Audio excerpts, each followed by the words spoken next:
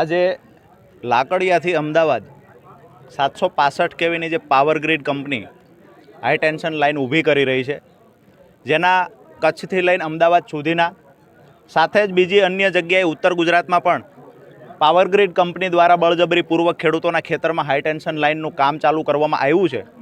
ત્યારે આજે હળવદ તાલુકાના ધુડકોટ ગામે 14 જિલ્લાના ખેડૂત આગેવાનો સાથે મિટિંગ યોજાઈ, જેમાં અનેક ફરિયાદો ખેડૂતોની હતી કે ખરેખર કંપનીવાળા મારકૂટનો ખોટા કેસો દાખલ કરી કચ્છની અંદર અમુક ખેડૂતોની ધરપકડ કરવામાં આવી છે.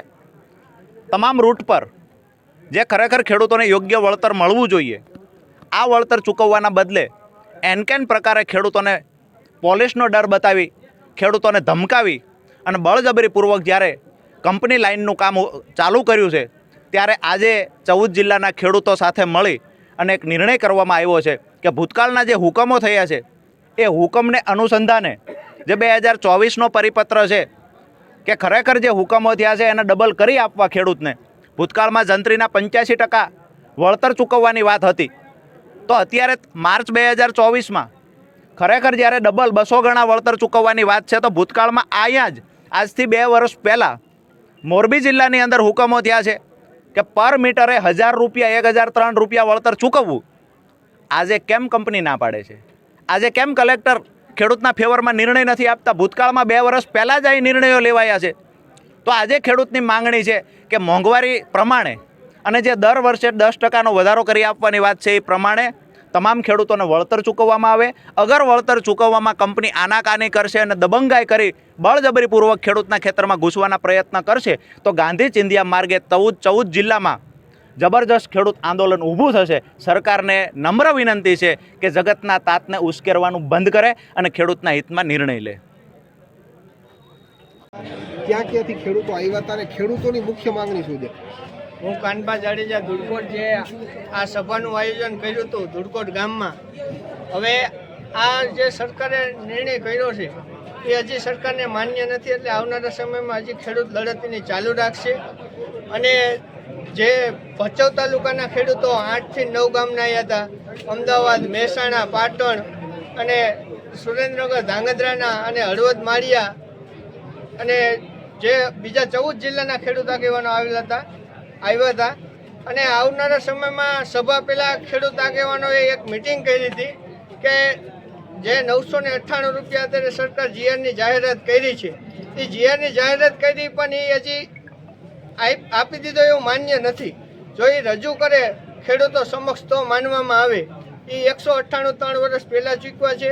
એ ખેડૂત આગેવાનોએ નક્કી કર્યું છે કે આવનારા સમયમાં 1050 અને 3 વર્ષના 10% મોંઘવારી પ્રમાણે જો મળશે વળતર તો જ માન્ય રહેશે અને ખેડૂતો સભાઓ તેની બંધ કરશે. અને આવનારા માણાનો કોઈ દી ડર લાગે ખરો? તો આમનો ડર લાગે જેને આપણે શેમાં ગણીશું? માણસોને જાનવરનો ડર લાગે, માણસનો થોડો ડર લાગે. માણસ તો એકબીજાને મદદરૂપ થવા માટે ભગવાને જન્મ આપ્યો છે.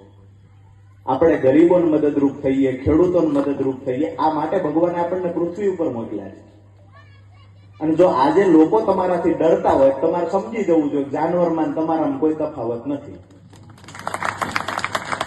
આ વાત અહીંથી જે લોકો ખેડૂતોને ડરાવે છે, જે લોકો 2 દિવસથી ગામડે ફરી રહ્યા છે, મીટિંગમાં ન જતા, આ લોકો જ કહીએ છીએ કે તમારામાં તાકાત હોય, ખેડૂતોને વળતર અપાવવાની તાકાત હોય તો સરકાર પણ તમારી છે, સાંસદ સભ્યો તમારા છે.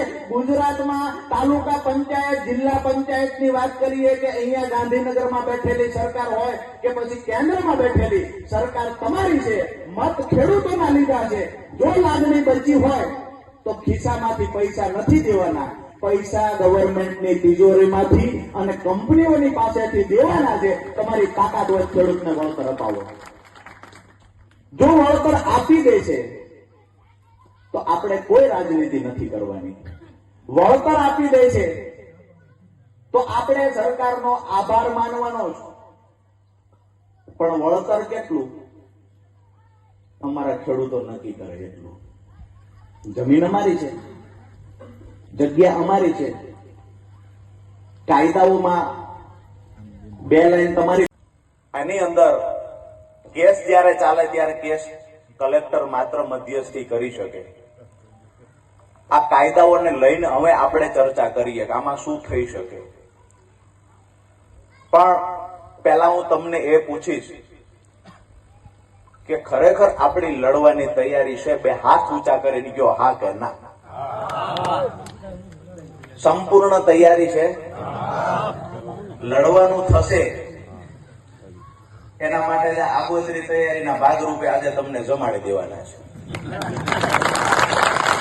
પછી ટાઈમે જમવા મળશે કે કેમ એ ખબર નથી, પણ એ તાકાત બતાવવાની છે કે ગુજરાતનો ઇતિહાસ અહીંયા બેઠેલા લોકો લખવાના છે. આજ દિવસ સુધી વારંવાર હાઈ ટેન્શન લાઈનમાં ખેડૂતો હેરાન થયા છે. અહીંયા જે લાકડિયાથી અમદાવાદ લાઈન પસાર થાય છે 765 કેવીની, એવી જ રીતે ઉત્તર ગુજરાતના જિલ્લાઓમાંથી પણ પસાર થાય છે.